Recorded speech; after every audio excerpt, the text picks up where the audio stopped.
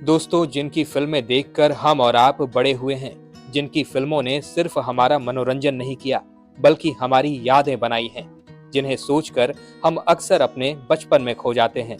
आज हम उन्हीं खलनायकों की बात करने वाले हैं। इन खलनायकों के जीवन के बारे में शायद आपने बहुत कम सुना होगा। आज मैं इस वीडियो में इनकी दर्दनाक मौत के बारे में आपको बताऊंगा। आपसे उम्मीद है कि आप इस वीडियो को पूरा जरूर देखेंगे ताकि इन्हें एक बेहतरीन श्रद्धांजलि मिल सके और इनके बारे में आप जान सकें। इन बेहतरीन खलनायकों के साथ आखिर ऐसा क्या हुआ था कि इतनी कम उम्र में ही इस दुनिया को अलविदा कह गए और मनोरंजन जगत को सूना छोड़कर अपनी यादें छोड़ गए। आइए शुरू करते हैं। हेलो दोस्तों, मेरे चैनल वारिधि मंथन में आपका स्वागत है। हिंदी सिनेमा के 7 विलन अपने अपने दौर में बॉलीवुड पर छाए रहते थे। पर्दे पर आते तो लोग सिहर उठते। अदाकारी ऐसी कि सच में गालियां मिलने लगती। बड़े बड़े हीरोज से ज्यादा लोग इनके दीवाने हुआ करते, मगर ज्यादातर लोगों को पता ही नहीं कि इन 7 फिल्मी खलनायकों का क्या हुआ, कैसे इनके जीवन का अंत दर्दनाक मौत के साथ हुआ। चलिए वीडियो शुरू करते हैं। सबसे पहले बात होगी माणिक ईरानी की। 80 और 90 के दशक का शानदार विलन कभी भूत बनकर पुरानी हवेली में आता तो सिहरन उठ जाती, कभी अमावस की रात में शैतान बनकर डरा देता। हीरो फिल्म में बिल्ला बनकर आया तो माणिक ईरानी का नाम ही लोगों ने बिल्ला रख दिया। मुंबई में पैदा हुए माणिक ने 1974 में विदाई फिल्म से बॉलीवुड में कदम रखा। शानदार बॉडी के दम पर धीरे धीरे फिल्मी दुनिया पर छा गए। विश्वनाथ, मिस्टर नटवरलाल, शान और हीरो जैसी फिल्मों के बाद करियर ऐसा चमका कि हर साल 10 से 12 फिल्में करने लगे। इनके पास टाइम ही नहीं रहता। मगर दोस्तों, एक दिन सब खत्म हो गया। बुरा दौर शुरू हुआ जब पत्नी माणिक को छोड़कर चली गईं। इसके बाद इकलौते बेटे को अकेले ही पालकर बड़ा किया। मगर बदकिस्मती देखिए, जिस बेटे को दिलों जान से पाला, उस बेटे की एक दिन तबीयत बिगड़ी और मौत हो गई। बेटे की मौत बर्दाश्त न हुई और माणिक ईरानी शराब के नशे में डूब गए। वो दिन रात सिर्फ शराब पीने लगे। बेटे की मौत के गम में इतनी ज्यादा शराब पी ली कि लीवर और किडनी सब खराब हो गए और बॉलीवुड के इस मशहूर विलन की दर्दनाक मौत हो गई। दूसरा विलन तो बड़ा शानदार था। काला चेहरा, आधा गंजा सिर और चेहरे पर हंसी ही नहीं, गंगा स्वामी रेड्डी यानी रामी रेड्डी। 1959 में आंध्र प्रदेश में जन्मा ये विलन पहले पत्रकार हुआ करता था। बाद में दोस्तों की सलाह पर तेलुगु फिल्मों में भाग्य आजमाया तो खूब छा गए। बस इतने शानदार एक्टर पर बॉलीवुड वालों की नजर पड़ने की देर थी। 1989 में तेलुगु फिल्म अंकुश आई तो रामी रेड्डी की बेमिसाल एक्टिंग देख 1990 में प्रतिबंध फिल्म बन गई।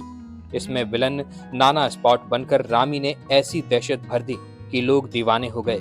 फिर तो वक्त हमारा है कि कर्नल चिकारा, 420 के रंका, दिल वाले के गून, अंगरक्षक में वेलू, लोहा में टकला, दादा में यशवंत से लेकर अंजी में गुरुजी के किरदार ऐसे किए कि बॉलीवुड में कोई मुकाबला करने वाला ही नहीं रह गया था। मगर दोस्तों, रामी का ऐसा दर्दनाक अंत होगा किसी ने सोचा भी नहीं था। 50 साल के आसपास ही लीवर की बीमारी लग गई। शरीर सूखने लगा। बहुत इलाज करवाया मगर बीमारी बढ़ती गई। बाद में किडनी भी खराब हो गई। अंत में मोटा तगड़ा शरीर सूख कर कांटे जैसा हो गया। जो भी मिलने जाता रामी की हालत देखकर रोने लग जाता। 24 अप्रैल साल 2000 के दिन सिर्फ 52 साल में लीवर और किडनी दोनों फेल हो गए और रामी की मौत हो गई। तीसरे खलनायक का दौर 70 और 80 का बॉलीवुड हुआ करता था। गोरा चिट्टा विलन यशराज। नाम तो था यूसुफ मगर पहचान थी यशराज। 1 मई 1940 को मिस्र में जन्मे यूसुफ अबू शेर को 60 का दशक मुंबई खींच लाया। भटकते भटकते पहली बार मंजिल मिली 1969 में जंगल की हसीना फिल्म से, मगर ये फिल्म फ्लॉप हो गई। बाद में यशराज नाम रखा तो करियर चल पड़ा। 1972 में फिल्म आई बॉम्बे टू गोवा। इसमें बॉक्सर जॉन के किरदार से पहली बार कामयाबी मिली। फिर कभी पीछे मुड़कर नहीं देखा, मगर अब हीरो बनकर नहीं, विलन बनकर छाए। नैना, 2 फूल, दुनिया का मेला, धर्मात्मा से लेकर हलफ मौला जैसी फिल्मों के लिए विलन बनकर खूब नाम कमाया। मगर साल 1977 में अमर अकबर एंथोनी फिल्म में जुबेस्को का किरदार, जो आपने जरूर देखा होगा, उसका दूसरा नाम ही बन गया। फिर तो परवरिश, विश्वनाथ, डॉन, देश परदेश, मुकद्दर का सिकंदर, नसीब, कर्ज, डिस्को डांसर और बॉक्सर जैसी फिल्मों ने यूसुफ को अपने दौर का मशहूर विलन बना डाला, लेकिन कौन जानता था कि इनका नसीब ऐसा निकलेगा।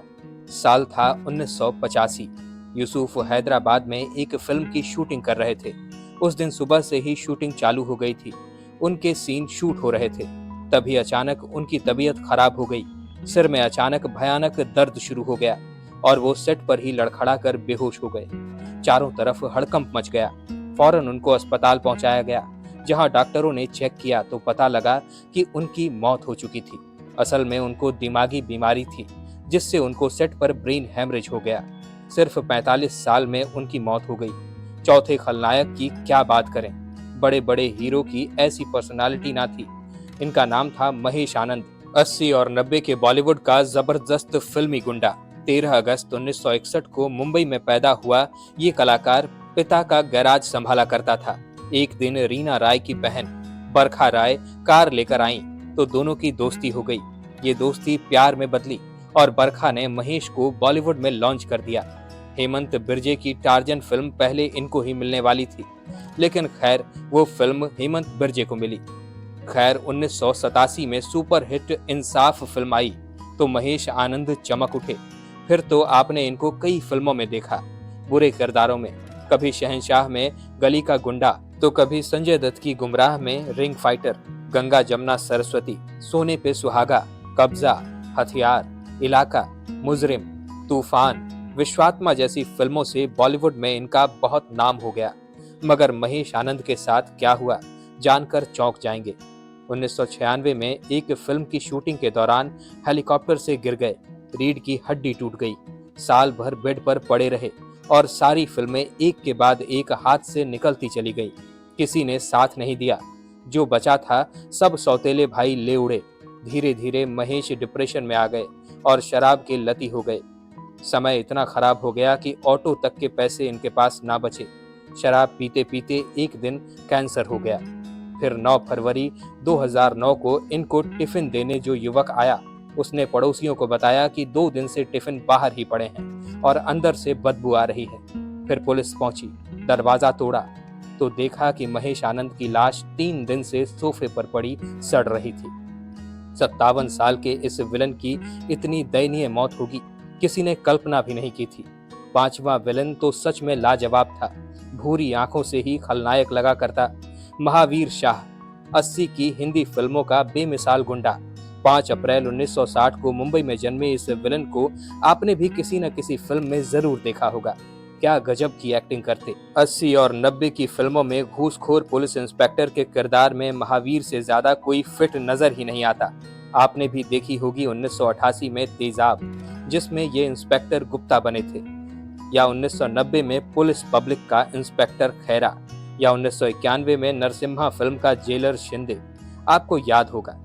वैसे तिरंगा फिल्म में भी वो जेलर ही बने थे, मगर इनका अंजाम इतना दर्दनाक होगा किसी ने सपने में भी नहीं सोचा होगा।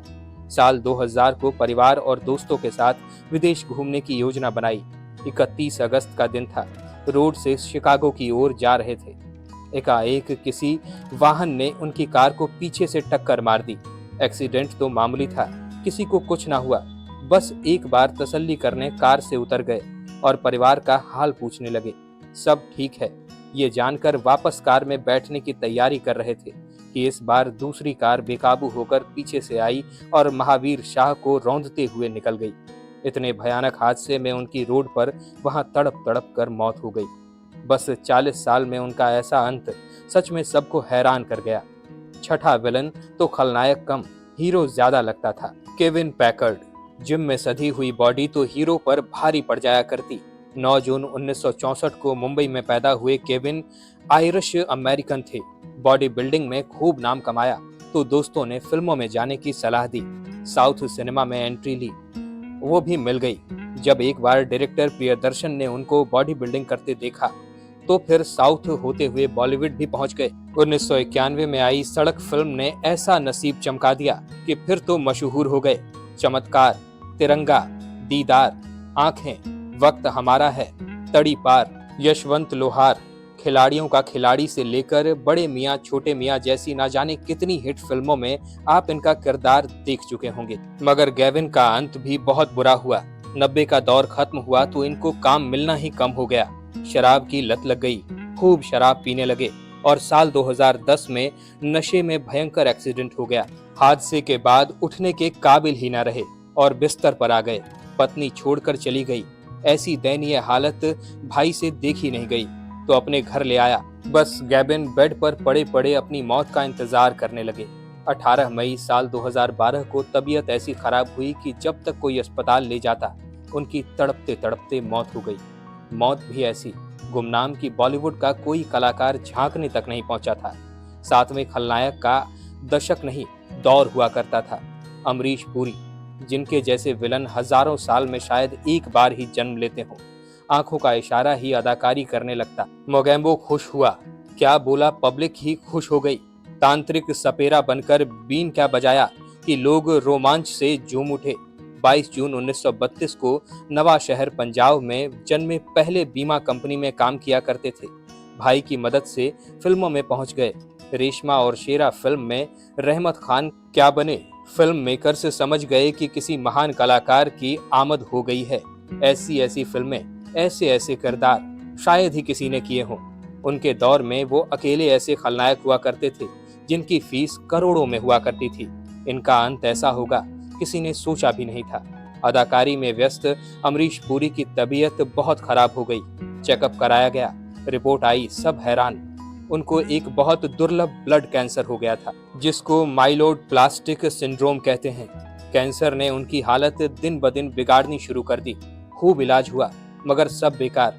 पहले ही कैंसर ने शरीर बर्बाद कर डाला था, उस पर दो बार मलेरिया की बीमारी ने इतना कमजोर कर दिया कि बिस्तर से उठना तक उनके लिए मुश्किल हो गया। कमजोरी इतनी आ गई थी कि साल 2005 में बाथरूम जाने के लिए उठकर चलने लगे तो चक्कर खाकर फर्श पर गिर पड़े। सिर में गंभीर चोट आ गई। आनन फानन में अस्पताल ले जाया गया तो पता लगा कि दिमाग में थक्के जम गए हैं। जान बचाने के लिए फौरन सर्जरी की गई, लेकिन सर्जरी के बाद वो कोमा में चले गए। कोमा में ही 12 जनवरी साल 2005 के दिन बॉलीवुड के इस महान विलन की मौत हो गई। दोस्तों, आपको इन सातों में से कौन सा विलन याद है या किस विलन को आप सबसे ज्यादा पसंद करते थे? हमें कमेंट्स में जरूर बताइएगा। अगर ये जानकारी पसंद आई हो तो इस वीडियो को लाइक जरूर करिएगा, ये उनके लिए एक श्रद्धांजलि होगी। साथ ही साथ इस वीडियो में बने रहने के लिए आपका बहुत बहुत शुक्रिया।